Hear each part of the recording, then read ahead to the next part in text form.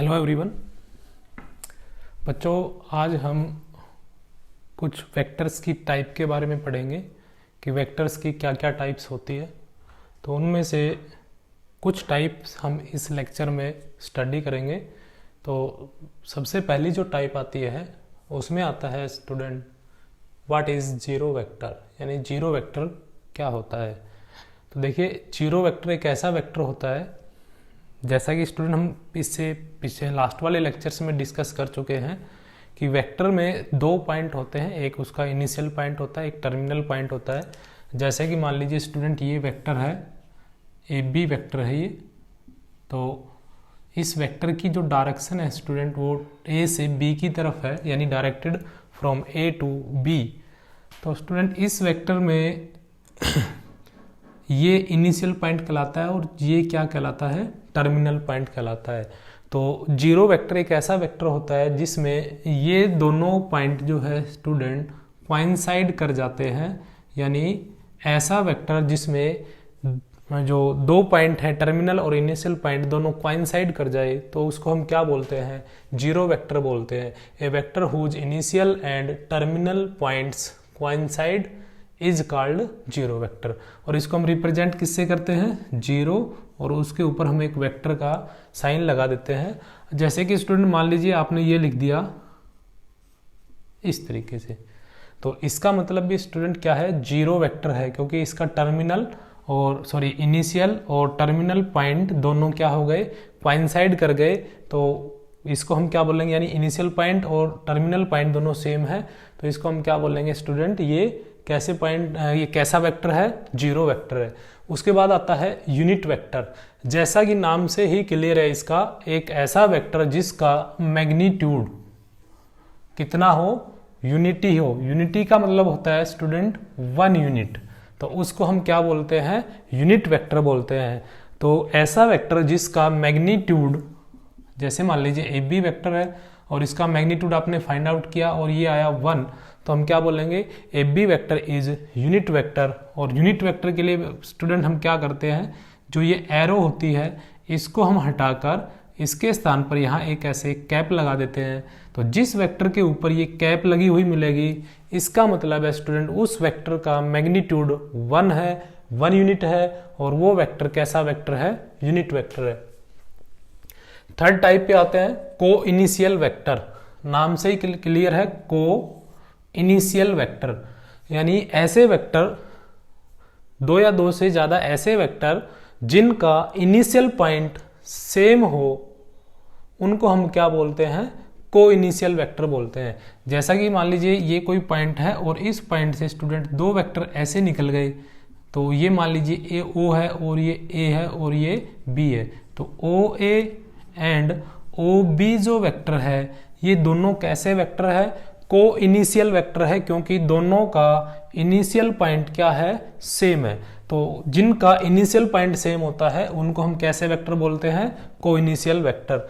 उसके बाद आता है कोलिनियर वेक्टर्स। कोलिनियर वेक्टर्स क्या क्या होता है, तो देखिए स्टूडेंट, कोलिनियर जो वर्ड है वो 9th 10th से हमारे सामने आ रहा है बार बार। तो यहाँ कोलिनियर का जो मतलब है वो एक ही स्ट्रेट लाइन में नहीं होता।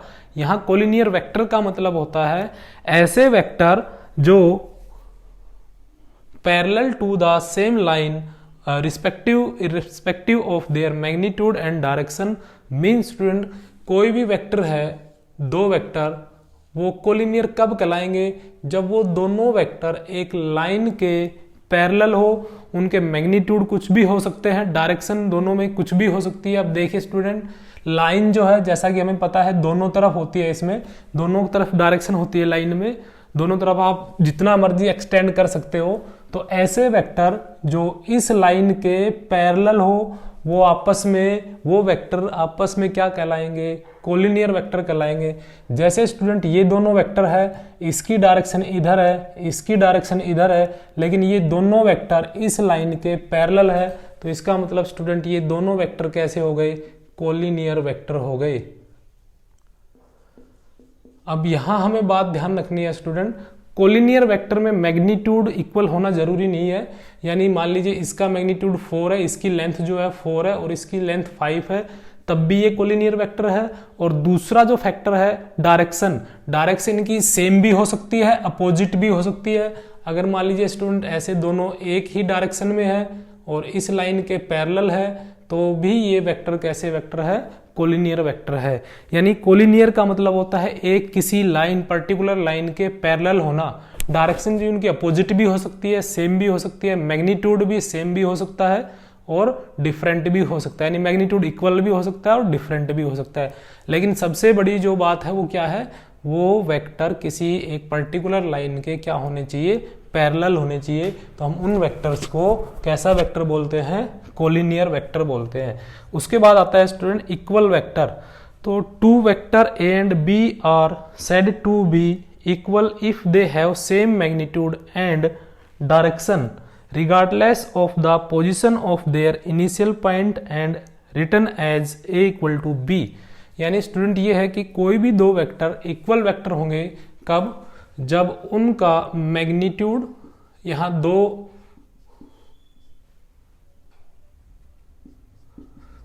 कंडीशन मेन है। एक तो मैग्नीट्यूड क्या होना चाहिए, इक्वल, और दूसरा डायरेक्शन क्या होनी चाहिए, सेम। मैग्नीट्यूड क्या होने चाहिए, इक्वल, और डायरेक्शन क्या होनी चाहिए, सेम। ठीक है, तो ऐसे वेक्टर जिनका मैग्नीट्यूड सेम हो, डायरेक्शन सेम हो, उनको हम कैसे वेक्टर बोलते हैं, इक्वल वेक्टर बोलते हैं। यहां हमें ध्यान रखना है स्टूडेंट, यहां लास्ट में जो हमने एक लाइन बोली है, regardless of the position of their initial point and written as A equal to B. इसका मतलब है स्टूडेंट कि मान लीजिए ये वेक्टर का इनिशियल पॉइंट यहां है और ये कोई वेक्टर है जिसका मैग्नीट्यूड मान लीजिए 5 वेक्टर है और एक बी वेक्टर यहां है, डायरेक्शन इधर ही है और दोनों के बीच में गैप इक्वल ही है, तो इसका मैग्नीट्यूड भी 5 है।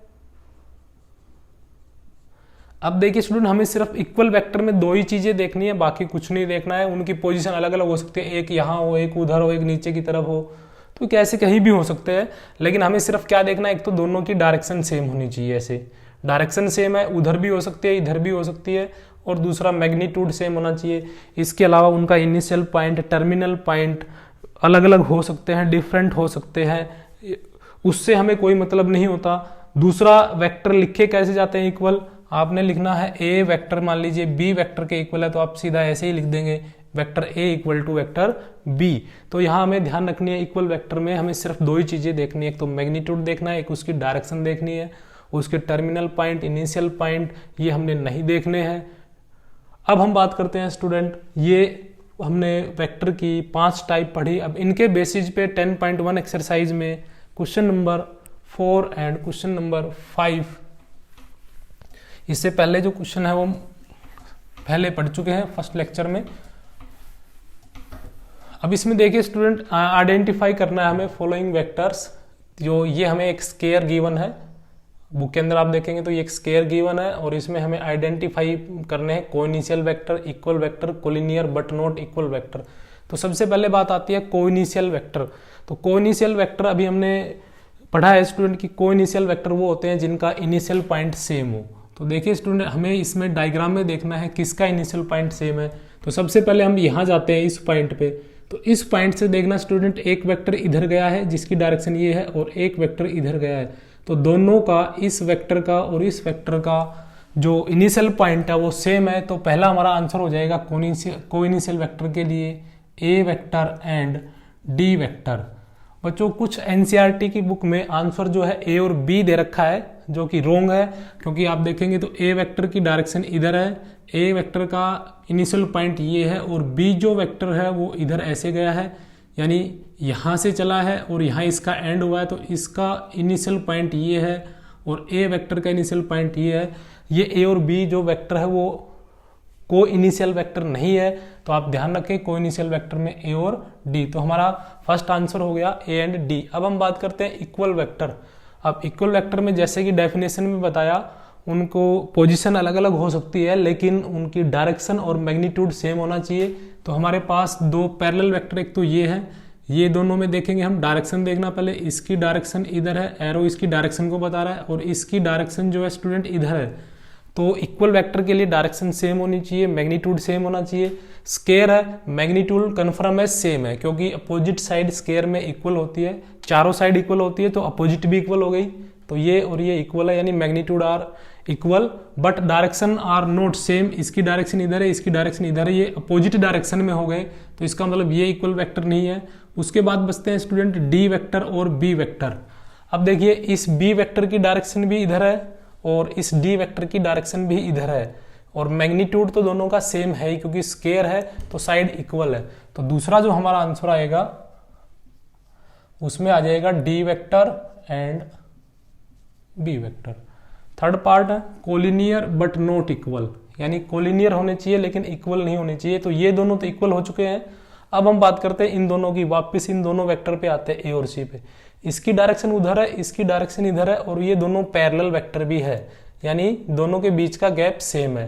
तो इस वेक्टर को हम इस वेक्टर के इक्वल वेक्टर ने कह के क्या बोल सकते हैं, कोलिनियर वेक्टर। तो थर्ड हमारा आंसर हो जाएगा A and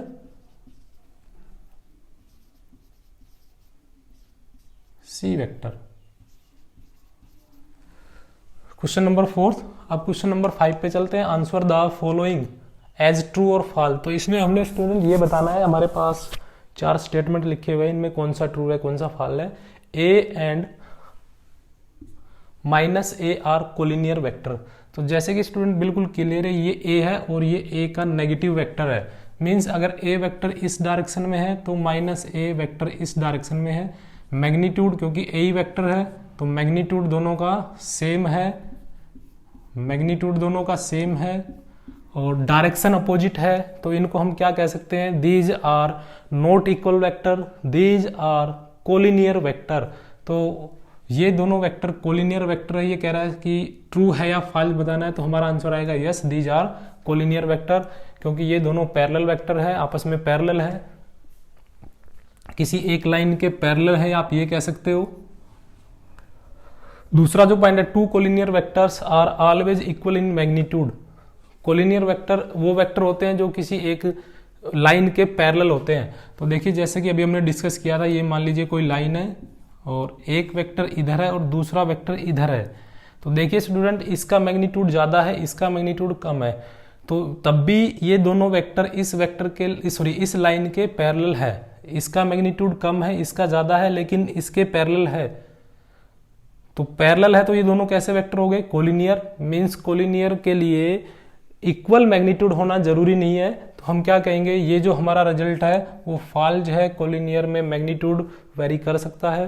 third part, two vector having same magnitude are collinear vector, यानी ऐसे दो वेक्टर जिनका मैग्नीट्यूड सेम हो। तो जैसे कि स्टूडेंट हम जानते हैं कि मान लीजिए आपने एक वेक्टर इधर ले लिया, एक वेक्टर इधर ले लिया, तो इन दोनों की लेंथ सेम हो सकती है लेकिन डायरेक्शन अलग अलग हो गई, यानी इन दोनों का मैग्नीट्यूड तो सेम है लेकिन डायरेक्शन अलग अलग है, तो ये दोनों इक्वल वेक्टर नहीं होंगे।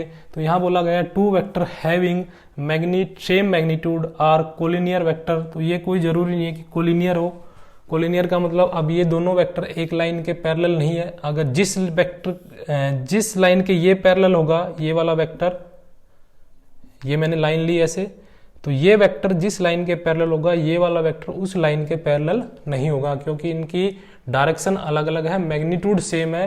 तो दीज आर मे और मे नोट भी कोलिनियर हो भी सकते हैं, क्योंकि अगर ये वेक्टर ऐसे हो जाए या इस तरीके से हो जाए तो ये कोलिनियर हो भी सकते हैं और कोलिनियर नहीं भी हो सकते। तो अगर मैग्नीट्यूड सेम है तो ये कोई गारंटी नहीं है कि वेक्टर जो है वो कोलिनियर होंगे। उसके बाद है two collinear vector having the same magnitude are equal, यानी दो कोलिनियर वेक्टर है, यानी ऐसे आपने दो वेक्टर ले लिए, एक ये वेक्टर ले लिया और एक ये वेक्टर ले लिया, इसकी डायरेक्शन उधर भी हो सकती है, इधर भी हो सकती है। तो इन दोनों का मान लीजिए मैग्नीट्यूड सेम है, तो ये कह रहा है अगर मैग्नीट्यूड सेम है तो क्या ये इक्वल होंगे। अब इक्वल के लिए स्टूडेंट डायरेक्शन भी सेम होनी जरूरी है। तो अगर ये दोनों कोलिनियर है और मैग्नीट्यूड सेम है, तब भी ये नॉट इक्वल वेक्टर हो सकते हैं, यानी हो भी सकते हैं और नहीं भी, मे और मे नॉट भी। लेकिन यहाँ ये कह रहा है कि अगर सेम मैग्नीट्यूड है तो कन्फर्म है कैसे वेक्टर होंगे, इक्वल। तो ये कोई जरूरी नहीं है, दोनों की डायरेक्शन अगर अपोजिट हो जाएगी तो दोनों वेक्टर इक्वल नहीं रहेंगे, तो हम कह सकते हैं two collinear vector having the same magnitude are equal. ये स्टेटमेंट क्या हो गया? फॉल्स।